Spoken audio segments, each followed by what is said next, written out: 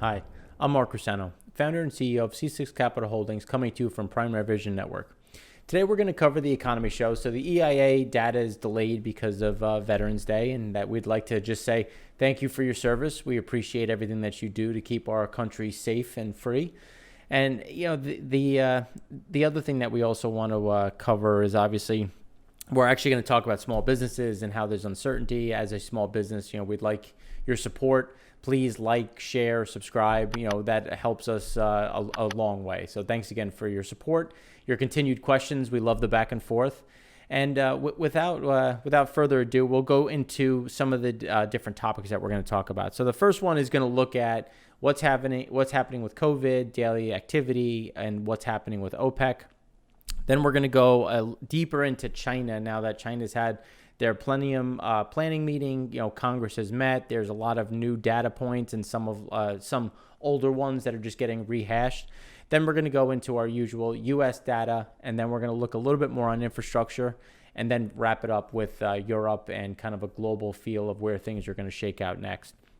So just to kind of jump in right here, because when you look at where the data sits on just all of the different options that we have for vaccines. So these are all the vaccines that are currently out there. I thought it was a really good backdrop as to where do we sit, what are the vaccines, where are they in testing. So clearly phase 3, you're right near the approvals. Here we're at a point where we're just waiting to get some data collection. And when you look at phase 3, there's multiple parts because there could be phase 3A, B, C, in terms of where do we get. And obviously all of these are being pushed through at lightning speed just to get it into market. But obviously, even though we're saying lightning speed, you have to make sure they're safe. And not only are they safe, but how do we actually get them into the market? So the most recent one is obviously the top one, which is the Pfizer BioNTech.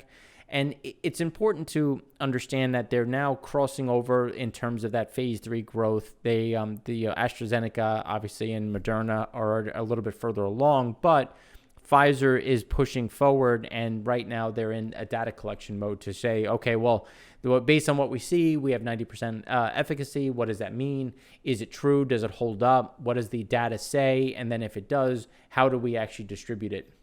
Because some of the underlying issues will always come down to not only the creation, but then distribution of the vaccine to get it into the right hands.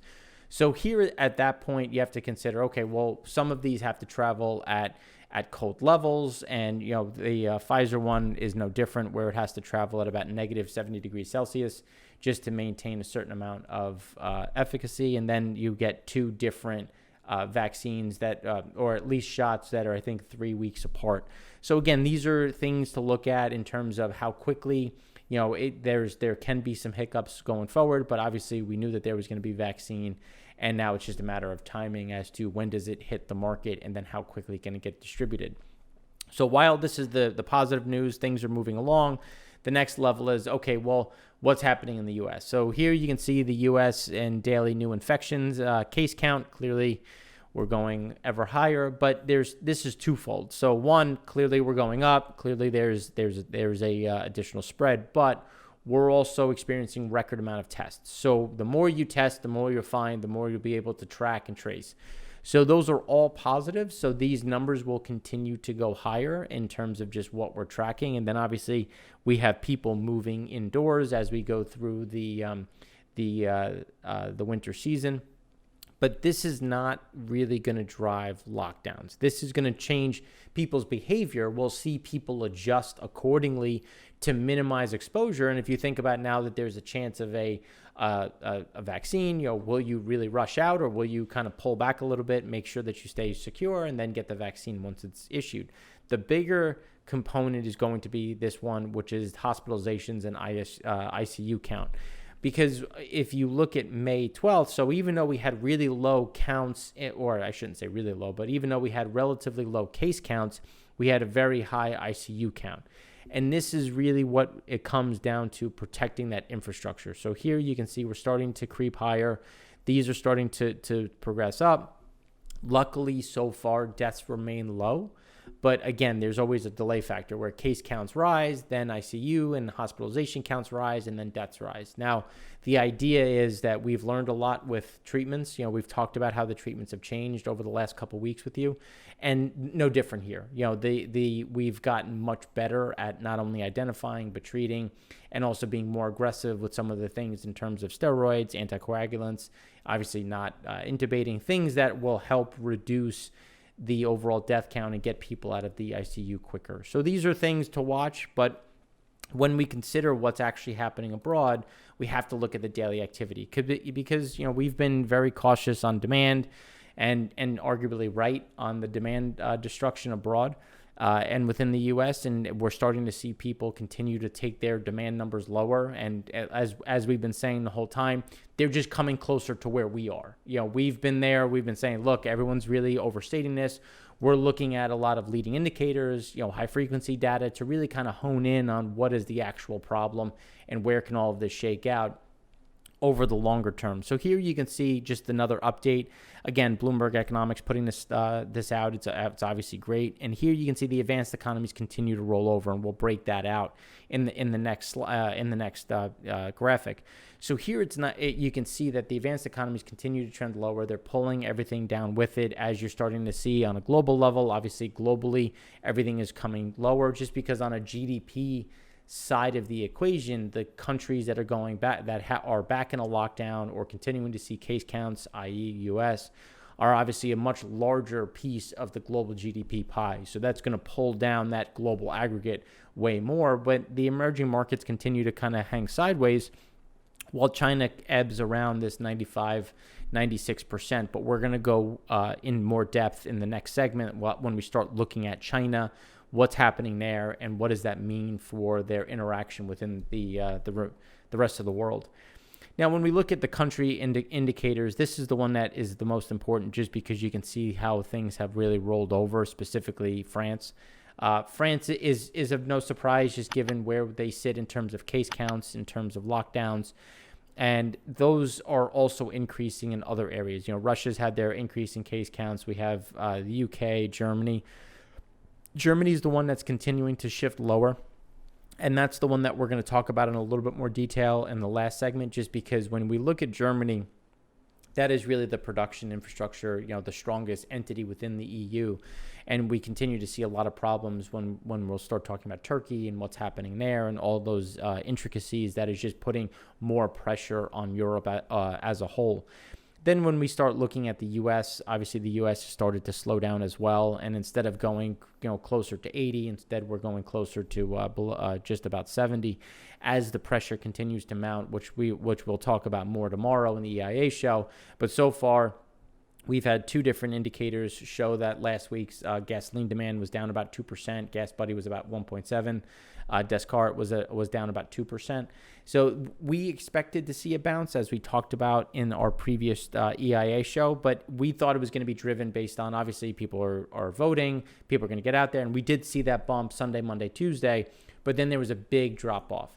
And we expected to get the front end of the spike, but obviously the weather for anybody who's on the East Coast or at least in other areas, it was 70 degrees. So we thought we were going to get another increase in demand, and just in terms of people going to parks, traveling for maybe the last hurrah of nice weather. But clearly we were wrong, and we didn't really get that bump. So that's something that we're going to have to look at as we start going through the remainder of some of these data points. Now, when we look at the daily activity, obviously this is big in terms of gasoline demand, diesel demand, what is happening within the underlying economies. And now history is important to understand where have we been, how have things gone, and then where are we going to go going forward. Now, the reason why we want to look at history is because, and again, we've been talking about this from the beginning, we look at 2019 into 2020. We're not looking at it in terms of just 2020 as a start point. We want to look at, well, how are things going in 2019? And we continued to see additional pressure. And it was really driven based on slowdown in trade, slowdown in diesel demand, a slowdown in general activity, and then obviously the Fed got active in the beginning of September. So it's more of a jobs issue. And this is something that we brought up the moment COVID really started to go higher and we started to see lockdowns, was jobs, because now COVID provided the excuse to fire without really cause. The cause was COVID.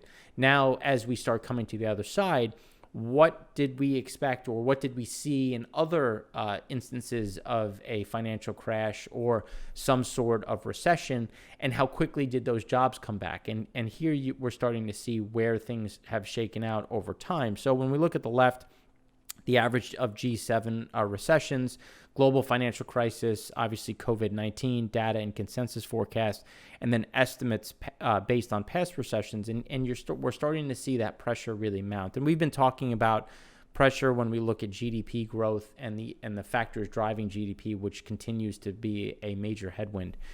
And that's why when we start looking at oil demand and where things really start to get better, what does get better look like? How is that really going to drive, this is the biggest decline we've ever really seen on a global GDP level, and how quickly can we get to the other side with jobs being under pressure? And that's why before we start getting more into OPEC and what does that demand look like, this is giving you that national decline in mobility as we look at the U.S. So clearly, we as we were expecting, we got that election bump, and you can see the quick drop off, and it's really across the board. But the bigger one being, and when we start looking at the East Coast, that is where we're seeing some of the bigger drops. Now, the reason why that isn't as bad for consumption of oil of gasoline is because the biggest drivers of gasoline consumption is really the Midwest, the South, and the West Coast.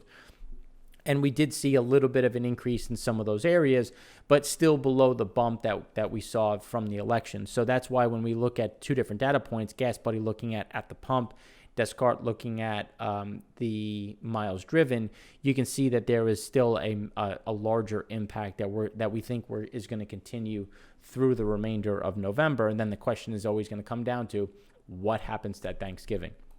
So just to take all of that data, some of that backdrop in terms of where the pressure remains in demand, and then we look at crude loadings. What is happening in crude loading schedules? Because it's one thing to talk about production within OPEC, but what's actually hitting the water? What is actually going into the market and needs to get sold?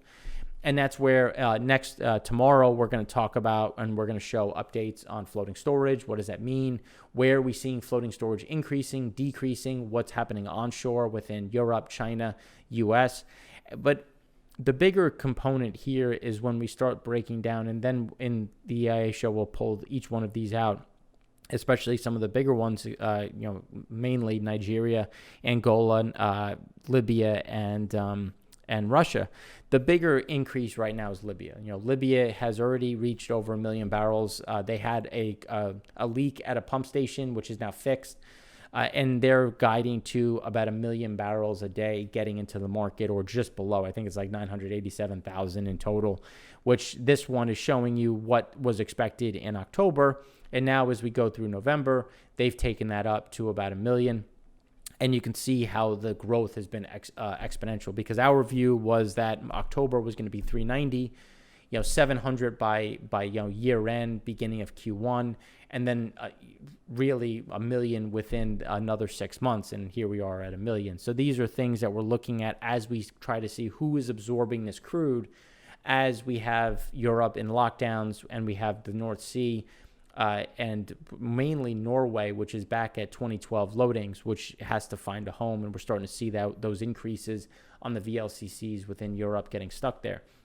So now that's just, kind of the pieces of the different pies as we look at loading schedule. But let's look at OPEC production. So when we look at OPEC production, obviously Iraq, Saudi Arabia, and Angola.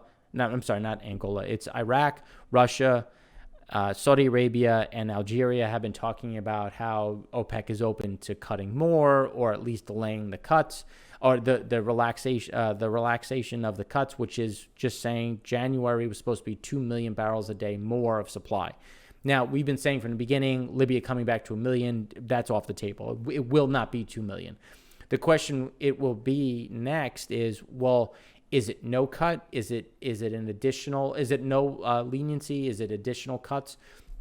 But Iraq joining that call is funny, just because clearly they went up again in October. They increased by about 148,000, again going over their allotment. And here you can see Nigeria again grew in October, again over where they're supposed to be, because remember, Iraq and Nigeria have makeup cuts and they have yet to make them. We don't think they will make them. And Libya is obviously the elephant in the room, as if you look at October at 454,000 barrels a day. Now they're at 1 million. So there's going to be another bump when we look at October into November. So, Saudi Arabia is sitting at 0. UAE is now finished making up their cuts for cheating. And the question now is going to be, well, what's next? And when we think about what's next, you have to look at what is the expectation in world demand. And clearly you can see that, 3Q was at 91. We were a little bit lower. 4Q, they've now revised it down about 1.2 million barrels a day. Clearly, that we think that's still too high, especially when you look at what's happening in Europe, because Europe, just think about their reports are very good, and it's always a great treasure trove of data. And it's one thing where, a lot of those lockdowns really haven't been factored in. And if you think about what does that total mean, it's about 2 million barrels a day of demand coming out of the market. And then as we look at the U.S. and additional shutdowns, Europe has about 2 million barrels a day of refined capacity that's expected to come offline, even though as Europe, the Asian countries, specifically China, increases. But that's something that we'll talk about tomorrow on the EIA show. The bigger issue is now not only that 4Q has been brought down, but we think it's still too high, especially as we see some additional flights coming off. The bigger question is now what happens in 2021, because when we look out at GDP expectations, the GDP numbers continue to shift lower as we go into 2021. 2021, there's a lot of caution, and those GDP estimates are being retracted. And we're starting to see a lot of those issues, filtered through in their expectations, with Q1 taken down about 500,000 barrels, Q2 almost 700,000, and then obviously 4Q is down again. The problem is we just don't see that normalization, especially as we look at jobs, we look at the pressure. So, when we look at some of the quotes from the actual report itself, the OPEC thinks demand will rise by 6.25 million barrels per day next year to 96.26. But the growth is forecasted to be about 300,000 less than last month. So again, that number of 96.26 million barrels a day, that expectation is 300,000 barrels below what was perceived. The oil demand recovery will be severely hampered and sluggish in transportation, and industrial fuel demand is now assumed to last until mid-2021. Again, this is the sluggishness that we keep seeing as we look at not only leading economic indicators, but also some of the lagging indicators, ideally jobs, in terms of, well, how quickly will people get hired back? Is there a likelihood of any type of adjustments? And then obviously as demand remains the problem, which is why we continue to look at refiners and petchems, well, what is supply doing? And Libya is obviously coming back, and the U.S. remains fairly stagnant.